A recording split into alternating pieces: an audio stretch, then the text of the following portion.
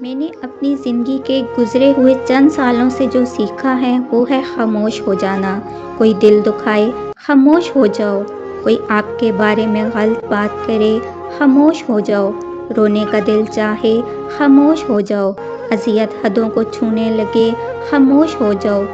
ماضی کے دکھ دن و رات کے کسی بھی پہر آپ کو رلائیں خاموش ہو جاؤ، کوئی آپ کو آپ کی برداشت کی آخری حد تک ستائے تب بھی خاموش ہو جاؤ۔ قسم سے آپ کی اس خاموشی کا اجر آپ کو آپ کا رب ایسے عطا کرے گا کہ آپ کی آنکھیں تشکر سے بھیگ جائیں گی،